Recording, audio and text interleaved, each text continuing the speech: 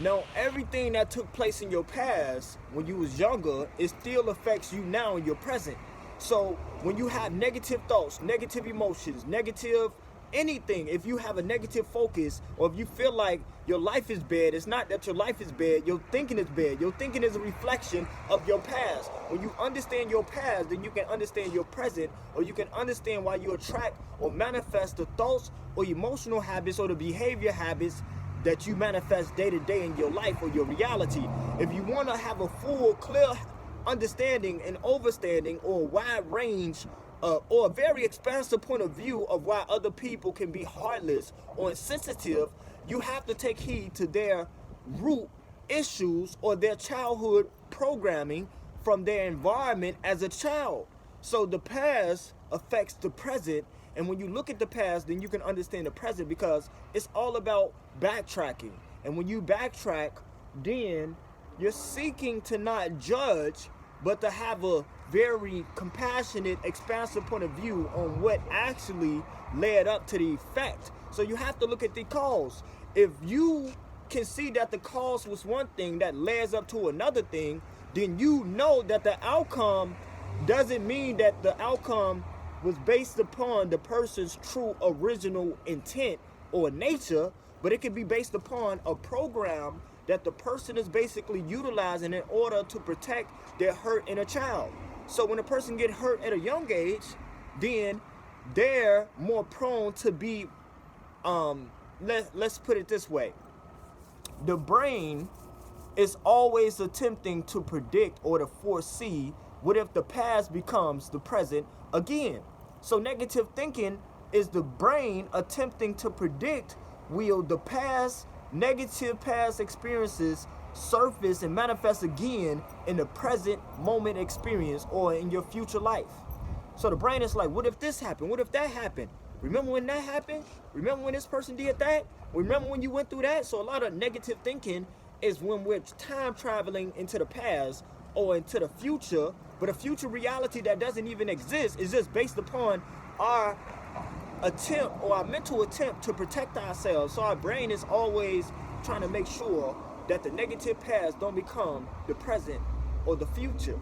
So in order for you to disconnect from the past, you must understand what took place in the past to create a certain thinking habit in the present. Because if you think you moved on from the past but you still got that thinking habit in the present, then the past is still unknowingly affecting you in the present.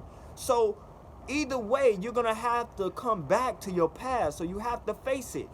There's many things that took place that hurt you then that you don't think hurt you now, and that's why it really hurt you. See, when you don't see a problem as a problem, that's really a problem. When you don't think something affected you that should have affected you, and you think that you just easily overcame it because you satisfied or confident or happy, it doesn't mean that you're confident or satisfied or happy enough. You should be even more confident and happy and joyful and energetic and confident about who you are. There's no limit. So when you look at life or you approach life with that mindset, then you know that you must always recreate your past and create a new energy around negative past experiences and see the beauty in it, but also see how you need to heal. See how you need to alter certain habits or thinking habits or emotional habits or behavior habits. And when you change the present from you changing the past, you change the future, because the future, the present, and the past is all taking place at the exact same time in space and time. But then again, it's no space and time. But then again, we're in this illusionary reality to whereas whatever you believe to be true will determine what you perceive. And what you believe is based upon your habits or your unconscious, negative, subconscious programs that is a manifestation of everything that has been taking place from you being young as a youth or a child leading up to who you are right now this second in your life. So when you alter your perception of your past, then you can alter your perception of yourself in your present so you can alter your future, because this is all about what is your perception of yourself. Because your perception of yourself will determine what you feel that you deserve. And what you feel that you deserve will determine the quality of your life, because your life is a reflection of what you feel that you deserve. So Whatever you think is a reflection of your unconscious, subconscious beliefs. So when you have more of a positive belief than a negative belief of yourself, but you still have a little bit of doubt, then you need to work your way of letting go of that last little bit of doubt. It's outdated. So tap into your true higher self. You can make a quantum leap into your future self by understanding that you exist in many different realities on multiple different vibrational wavelengths and many different timelines. You can tap into. It's just like a frequency. You can change the channel or turn up the volume. Now, you're the signal. Now, if you switch the TV, there's still the signal, which is you, aka the spirit. So you have to tap into your higher dimensional self and understand that who you are is being downloaded into your body, and you a spirit within a body and a body within a spirit, but you far supersede this one dimension, and you have to understand that your brain never goes to sleep all throughout your life. So what that means is that you're always woke, you're always aware, you're always conscious. Even when you think you're unconscious, or even when you think you sleep, your super conscious is always awoke. So you can never go to sleep. You can never stop living, because you can never die, because you're not the body. So the more you understand your true self, then the more you know that your heart is the seat of the soul, and your heart is what allows you to generate your experiences, because your heart produces your heart-based emotions, and the language of the universe is based upon your emotions, which is your energy and motion, aka your spirit, aka your mind, aka you being downloaded into the vessel in order to utilize this virtual reality, aka it's a game within a game. That's why we can create a game in a real world, because if life is real and you create a game in a real world, then it's a real world within a world, or it's another world within a world. So this reality is just a reflection of a reality within a reality within a reality. So the world exists inside of you, and you exist inside of it. So you're inside of God's mind, and God is inside of your mind. The universe is inside of you, and you're inside of it. So the more you focus on a positive, high vibrational intake, then your intake determines your outtake. So how you perceive reality is a reflection of what you take in. And what you take in is a reflection of what you choose to perceive around you.